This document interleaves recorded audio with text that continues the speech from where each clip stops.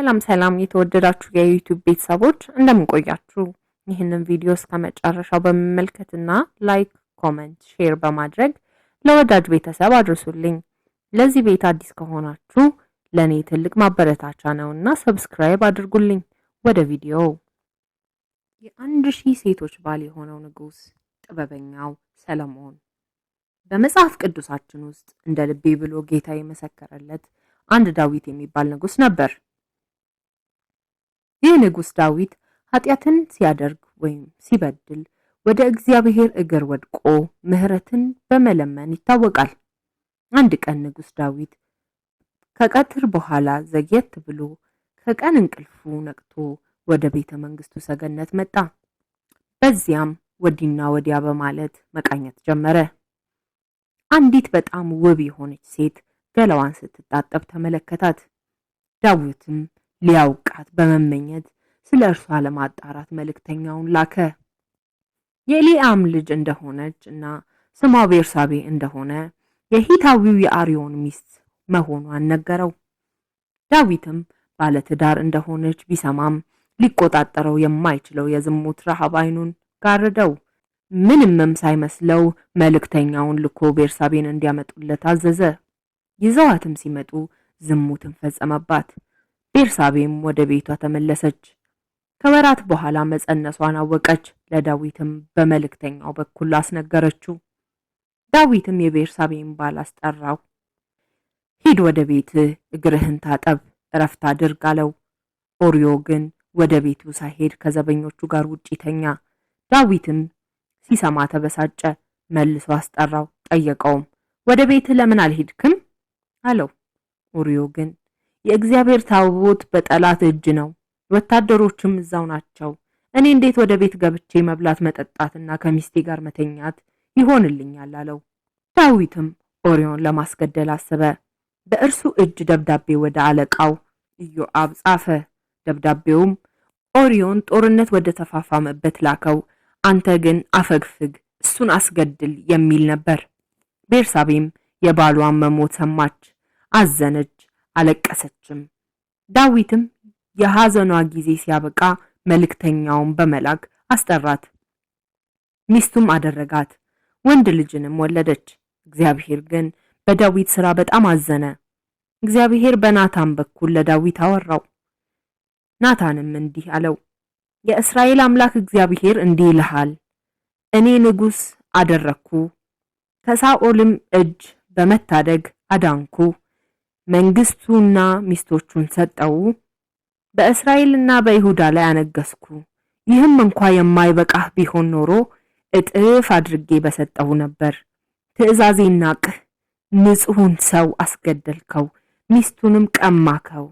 እነግርሃለሁ፣ ከቤትህ በሰይፍ የሚጠፋ አይታጣም፣ ከቤትህም አንድ ተነስቶ ችግር እንደሚያደርስብህ በመሐላ አረጋግጥልሃለሁ አለው። አንተ በስውር ኃጢአት አደረግ፣ እኔ በቀን እመልስልሃለሁ አለው። ቤርሳቤ ወለደችው ልጅ ተቀጽፎ። ዳዊትም እግዚአብሔር እንዲፈውስለት በጾምና በጸሎት እግዚአብሔርን ለመነው። ዳዊትም በመሬት ላይ ይተኛ ነበር። ከአንድ ሳምንት በኋላ ሕፃኑ ሞተ። የዳዊት መልእክተኞችም ለዳዊት ለመናገር ፈርተው እርስ በርስ ይንሾካሾኩ ነበር። ዳዊት ግን ሰማቸው። ሕፃኑ ሞተ ብለው ጠየቃቸው። እነርሱም አዎ ሞቷል ሲሉ መለሱለት። ዳዊትም ከተኛበት መሬት በመነሳት ሰውነቱን ታጠበ፣ ቅባትም ተቀባ። ወደ እግዚአብሔር ቤት በመሄድ ሰገደ፣ ምግብም በላ። ቤርሳቤንም አጽናናት፣ አብሯትም ተኛ። እርሷም ሁለተኛ ልጇን ሰለሞንን ወለደች። ዳዊትም ለቤርሳቤ ሰለሞን ንጉሥ ዳዊትን ተከትሎ እንደሚነግስ ቃል ገባላት። ሰለሞን እያደገ መጣ። ዳዊት ደግሞ እጅግ ሸመገለ። ከዚህ በኋላ ዳዊት ሳያውቅ የሐጊት ልጅ አዶንያስ የዳዊትን ንግስና ለመገልበጥ አሰበ። ናታንም ይህንን መልካም ያልሆነ አስተሳሰብ ካወቀ በኋላ ቀጥታ ወደ ቤርሳቤ ሄዶ እንዲህ አላት፣ ዳዊት ሳያውቅ የሐጊት ልጅ አዶንያስ መንገሱን ሰምተሻልን? ወደ ንጉሥ ዳዊት ቀርበሽ ከእኔ በኋላ ልጄ ሰለሞን እንደሚነግስ ቃል አልገባህልኝምን በይው ብሎ መከራት። እኔም እውነቱን እነግረዋለሁ አላት። ከዛም ቤርሳቤ ወደ ንጉስ ያለበት እልፍኝ አመራች። ወደ መሬት ለጥ ብላ እጅ ነሳች። ዳዊትም ምን ትፈልጊያለሽ አላት። ቤርሳቤም እንዲህ ስትል መለሰች፣ ለልጄ ለሰለሞን ንግስናህን እንደምትሰጠው ቃል አልገባህልኝምን? አሁን ግን ጌታዬ አንተ ንጉስ ሳታውቅ አዶንያስ ነግሷል፣ መስዋዕትንም አቅርቧል። በዛም ላይ እንዲገኙለት የንጉስ ልጆችን ጋብዟል። አገልጋይህም ሰለሞን ግን አልጋበዘውም አለችው። አንተ ከሞትክ እኮ እኔና ልጄ እንደ ጉድፍ እንቆጠራለን አለችው። ናታንም ወደ ንጉስ ገብቶ ቤርሳቤ የነገረችውን አጠንክሮ ተናገረ። ንጉስም ለቤርሳቤ በሕያው እግዚአብሔር ፊት ቃል የገባውልሽን እነሆ ዛሬ አድርገዋለሁ አላት። ቤርሳቤም በፊቱ በመደፋት ጌታዬ ዳዊት ለዘላለም ኑር አለችው። ንጉስ ዳዊትም በቤተ መንግስቴ በመገኘት ለባለሟሎች ጋር አብራችሁ ሂዱ፣ ልጄ ሰለሞንን እኔ በምቀመጥበት በቅሎ አስቀምጡት እና አጅባችሁት ወደ ጊዮን ምንጭ ውረድ። በዚያም ካህኑ ሳዶቅና ነቢዩ ናታን ቀብተው በእስራኤል ላይ ያንግሱት። ከዚህ በኋላ እምቢልታ በመንፋት ድምጻችሁን ከፍ አድርጋችሁ ረጅም ዕድሜ ለንጉስ ሰለሞን በሉ አላቸው። ንጉስ ዳዊት እንዳለውም ንጉስ ሰለሞን ነገሰ። እምቢልታም ተነፋ፣ ከተማው በጩኸት ቀለጠ። ዳዊትም በአልጋው ላይ እንዳለ ለእግዚአብሔር ሰገደ፣ እግዚአብሔርን አመሰገነ። ንጉስ ዳዊት የሚሞትበት ወቅት በቀረበ ጊዜ ልጁ ሰለሞንን አስጠራው። አንድ የመጨረሻ ትእዛዝ ሰጠው። በምትሄድበት ሁሉ እንዲከናወንልህ በሙሴ አማካኝነት በተሰጠው ሕግ የተጻፉትን የእግዚአብሔር ሕግና ትእዛዛትን ሥርዓትና ፍቃድን ሁሉ ጠብቅ አለው። ጨምሮም በዚህ ነገር ሁሉ ታዛዥ ብትሆንለት ዘሮችህ በጥንቃቄ ጠብቀው ቢኖሩ በፍጹም ልባችሁና በፍጹም ነፍሳችሁ በፊቴ በቅንነት ቢመላለሱ በእስራኤል ዙፋን ላይ ነግሶ የሚገዛ ዘር አላሳጣህም ብሎ የነገረኝን የተስፋ ቃል ይፈጽማል አለው። ለዳዊትም መልካም ስላደረጉለት ለገላዳውያንና ባርዚ ላይ ልጆች እንዲህ አለው፣ ከማዕድህ ከሚመገቡት ይሁኑም አለው። ዳዊትም ለንጉስ ሰለሞን በጥበብ ይመራ ዘንድ መከረው። ዳዊትም ሞተ፣ በኢየሩሳሌምም ተቀበረ። ሰለሞንም በአባቱ እግር ተተክቶ ነገሰ። የመንግስቱም ስልጣን የጸና ሆነ። ሰለሞንም የግብጽውን ንጉስ ሴት ልጅ አገባ፣ እሷንም በቤተ መንግስት አስቀመጣት። ሰለሞንም የአባቱን የዳዊትን ትእዛዝ የሚጠብቅና እግዚአብሔርን የሚወድ ንጉስ ነበር። ሰለሞን ለእግዚአብሔር በየተራራው መስዋዕትን ያጥን ነበር። ታላቅ መስዋዕት የሚገኝበት በገባኦን ስለነበር አንድ ቀን ሰለሞን መስዋዕት ለማቅረብ ወደዚያ ሄደ። በዚያችው ሌሊት እግዚአብሔር በገባኦን ለሰለሞን በሕልም ተገለጠለትና ምን እንድሰጥ ትፈልጋለህ አለው። ሰለሞን እንዲህ ሲል መለሰ፣ አገልጋይ የነበረው አባቴ ዳዊት ደግ፣ ታማኝ፣ ቅን ሰው በመሆኑ ጽኑ ፍቅርህን ስታሳየው ኖረሃል። ዛሬም በእሱ እግር ተተክቶ በዙፋኑ የሚቀመጥ ልጅ በመስጠት ታላቅና ጽኑ የሆነውን የማያቋርጥ ፍቅርህን ገልጸህልናል። እግዚአብሔር አምላክ ሆይ እነሆ እኔ በዕድሜ አነስተኛ ነኝ፣ የአመራር ልምድም የለኝም። አንተ ግን በአባቴ እግር ተተክቼ እንድነግስ ፈቃድ ሆኗል። እነሆ እኔ በአንተ እንዲሆን በመረጥከውና ከብዛቱ የተነሳ ሊቆጠር በማይችለው ሕዝብ መካከል እገኛለሁ። ስለዚህም ክፉንና በጎውን በመለየት ሕዝብህን በትክክለኛ ፍርድ ለመምራት የሚያስችለኝን ጥበብ ስጠኝ አለው። ቀጥሎም ይህ ካልሆነ ግን ሕዝብህን መምራት እንዴት እችላለሁ ሲል ጠየቀው። ሰለሞን ይህንን በመጠየቁ እግዚአብሔር ደስ አለው። እግዚአብሔር እንዲህ አለው፣ ለራስ ረጅም ዕድሜ ወይንም ሀብት ለማግኘት ሳይሆን በትክክለኛ ፍርድ ማስተዳደር የምትችልበትን ጥበብ ስለጠየከኝ እነሆ አደርግልሃለሁ። ማንም ከዚህ በፊት ከነበረውና ወደፊትም ሊያገኘው ከሚችለው በላይ እጥፍና ማስተዋልን ሰጠው። ከዚያም በላይ አንተ ያልጠየቅከውን ሁሉ ጨምሬ እሰጥሃለሁ፣ ብልጽግናንና ክብርን አበዛልሃለሁ። አባት ዳዊት እንዳደረገው በፊቴ ብትመላለስ ሕጌንና ትእዛዜን ብትፈጽም ረጅም ዕድሜ እሰጥሃለሁ። ንጉሥ ሰለሞን ከእንቅልፉ በነቃ ጊዜ እግዚአብሔር በሕልም ተገልጦ እያናገረው መሆኑን ተገነዘበ። ከዚያም በኋላ ሰለሞን ወደ ኢየሩሳሌም ተመልሶ ሄደ። በእግዚአብሔር ቃል ኪዳን ታቦት ፊት ቆሞ የሚያቃጥል መስዋዕትን አቀረበ። ከዚህም በኋላ ባለሟሎቹ ለሆኑት ባለስልጣኖች ሁሉ ግብዣ አደረገ። ጥበብ የሞላበት የሰለሞን ፍትህ። በአንድ ቀን 2 ጋለሞታዎች መጥተው በሰለሞን ፊት ቀረቡ። ከእነሱም አንደኛይቱ እንዲህ አለች፣ ይቺ ሴት እና እኔ በአንድ ቤት አብረን ስንኖር በዚያው በምንኖርበት ቤት ወንድ ልጅ ወለድኩ። እኔ በወለድኩ በ3ኛ ቀን እርሷም ወንድ ልጅ ወለደች። በዚያ ቤት ውስጥ ከሁለታችን በስተቀር ማንም አልነበረም። ከዕለታት አንድ ቀን ሌሊት በላዩ ላይ ተኝታበት ለታፈነ ልጇ ሞተ። እኔ ተኝቼ ሳለው ሌሊት ተነስታ አቅፌው የተኛሁት ልጄን ወስዳ በእርሷ አልጋ ላይ ካስተኛችው በኋላ የሞተውን ልጇን አምጥታ እኔ አልጋ ላይ ከጎኔ ካስተኛችው በኋላ በማግስቱ ማለዳ ልጄን ለማጥባት ስዘጋጅ የሞተ ሆኖ አገኘሁት። ትኩር ብዬ ስመለከተው እኔ ወለድኩት ልጅ አለመሆኑን ተገነዘብኩ። ሁለተኛይቱ ቤት አይደለም በሕይወት ያለው ልጅ የኔ ነው፣ የሞተው ልጅ የአንቺ ነው አለቻት። የመጀመሪያይቱ ሴት አይደለም የሞተው የአንቺ ነው፣ በሕይወት ያለው ግን የእኔ ነው አለቻት። እንደዚህ እያሉ በንጉሥ ሰለሞን ፊት ተከራከሩ። ከዚያ በኋላ ንጉሥ ሰለሞን አንደኛዋን በሕይወት ያለው ልጅ የእኔ ነው፣ የሞተው ግን የአንቺ ነው ትላለች። ሌላይቱ ደግሞ አይደለም የአንቺ ልጅ ሞቷል፣ የኔ ልጅ በሕይወት ያለው ነው ትላለች። ንጉሥም ሰይፉ እንዲያመጡለት አዘዘ። እውነተኛይቱ እናት ግን ለልጇ በመራራት አዝና ንጉሥ ሆይ እባክህ ልጁን እንዳትገድለው ለእርሷ ስጥ አለች። ሌላይቱ ሴት ግን ለኔም ለሷም አይሁን ለሁለት ይቆረጥ አለች። ከዚያም በኋላ ሰለሞን ሕፃኑን አትግደሉት፣ እውነተኛይቱ እናት እርሷ ስለሆነች ለመጀመሪያይቱ ሴት ስጧት ሲል አዘዘ።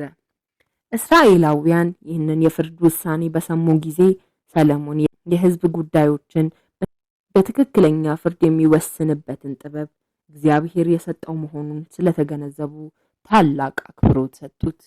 ከዚህ ሁሉ በኋላ ግን ንጉሥ ሰለሞን በመላው እስራኤል ላይ ነገሰ። ባለስልጣናትም ሹሞችም የይሁዳና የእስራኤል ሕዝብ ብዛት እንደ ባህር ዳር አሸዋ ነበር። እነዚህ ሁሉ እየበሉና እየጠጡ ዘወትር ደስ ይሰኙ ነበር። ንጉሥ ሰለሞን ከኤፍራጠስ ወንዝ በስተ ምዕራብ ያለውን ምድር ሁሉ ከተስፋ ከተማ ጀምሮ እስከ ጋዝ ከተማ ድረስ ይገዛ ነበር። ከጎረቤት አገሮችም ጋር በሰላም ይኖር ነበር። በኖረበትም ዘመን ሁሉ ከዳን እስከ ቤርሳቤ ድረስ መላው የይሁዳና የእስራኤል ሕዝብ ያለ ስጋት ይኖር ነበር። እግዚአብሔር ለሰለሞን እጅግ አስደናቂ የሆነ ጥበብና አስተዋይነትን እንዲሁም ወሰን የማይገኝለት ዕውቀትን ሰጠው። ሰለሞንም ከምስራቅ አገርና ከግብጽም ጥበበኞች እጅግ የላቀ ጥበብ ነበረው። 3000 ምሳሌዎችንና 1005 መዝሙር ድርሰቶችን ጽፏል። ሰለሞን ሊባኖስ ዛፍ ጀምሮ በቤት ግንብ ላይ እስከሚበቅለው ሂሶጵ ድረስ ስለ ዛፎችና ስለ ተክሎች እየመሰለ ተናግሯል። እንዲሁም ስለ ልዩ ልዩ እንስሳት፣ ስለ ወፎች፣ በሆዳቸው እየተሳቡ ስለሚሄዱ ፍጥረቶች፣ ስለ አሳዎችም አስተምሯል። በመላው ዓለም በሚገኙት ነገስታት ስለ ሰለሞን ጥበብ ሰምተው የእርሱ ጥበብ ያዳምጡ ዘንድ መልእክተኞቻቸውን ይልኩ ነበር። ሰለሞን እግዚአብሔር ለአባቴ ለዳዊት ከአንተ በኋላ ለነገሰው ልጅህ ለእኔ ቤተ መቅደስ ይሰራልኛል ሲል ተስፋ ሰጥቶት ነበር። ከዚህም የተነሳ ለአምላኬ ለእግዚአብሔር ቤተ መቅደስ ለመስራት እነሆ አሁን ወስኛለሁ አለ። እግዚአብሔር አስቀድሞ የሰጠውን የተስፋ ቃል በመጠበቅ ለሰለሞን ጥበብን ሰጠው። ሰለሞንም ለቤተ መቅደሱ መሳሪያ የሚሆነውን ድንጋይ፣ የሚፈልጡ የሚቆጣጠሩትንም ሁሉ ቀጠረ። እርሱም ለቤተ መቅደሱ የሚሆኑን ዕቃ በሙሉ አዘጋጅተው ጨረሱ። ሰለሞንም በጣም የሚገርም ሁኔታ ቤተ መቅደሱን ሰርቶ ጨረሰ።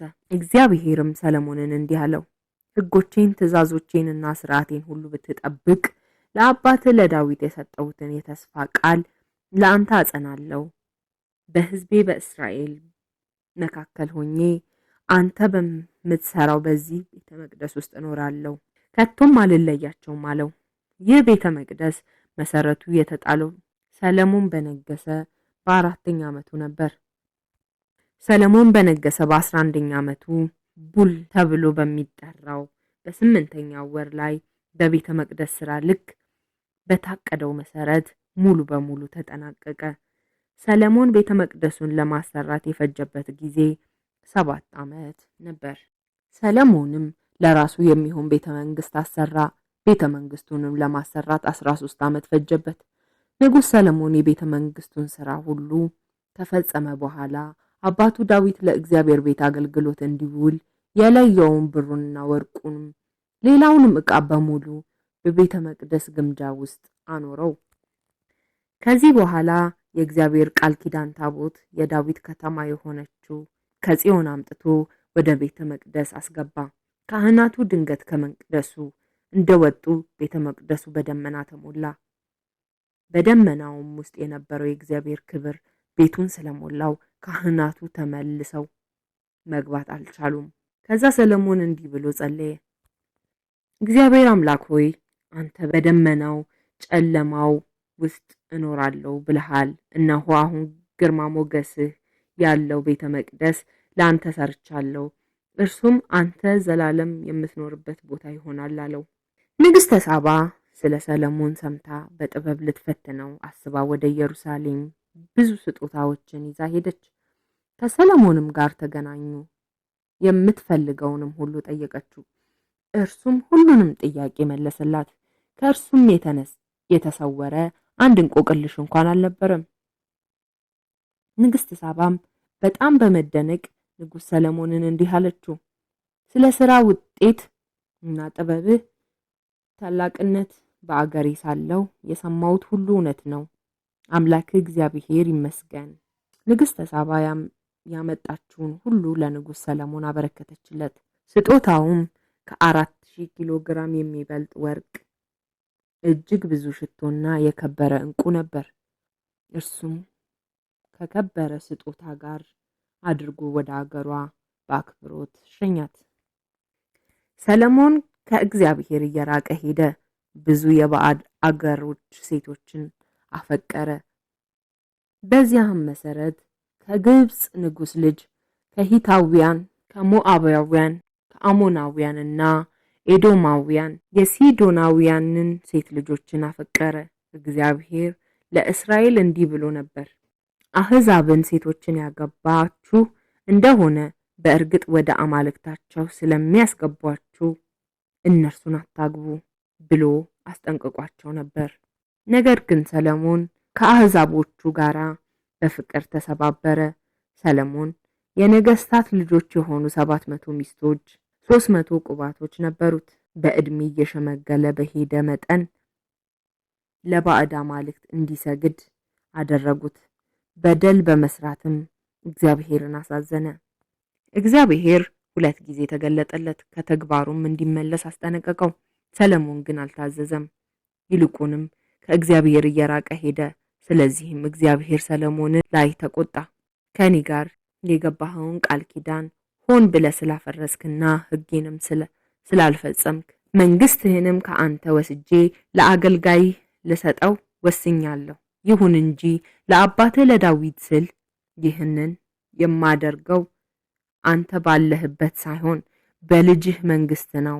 ከልጅህም ቢሆን መንግስቱን አልወስድበትም። ለአገልጋዬ ለዳዊት ለራሴ ርስት እንድትሆን ለመረጥኳት ለኢየሩሳሌም ከተማ ስል ነው አለው። ሰለሞንም ከነገሰ ከ40 ዓመት በኋላ ሞተ። ይህንን ቪዲዮ ከወደዳችሁት እና እስካሁን እየተከታተላችሁ ከነበረ ላይክ፣ ሼር ካላረጋችሁ ላይክ እና ሼር እያደረጋችሁ ሰብስክራይብ ያላደረጋችሁ ሰብስክራይብ እያደረጋችሁ እንድታበረታቱኝ ስል በአክብሮት እጠይቃችኋለሁ። መልካም ጊዜ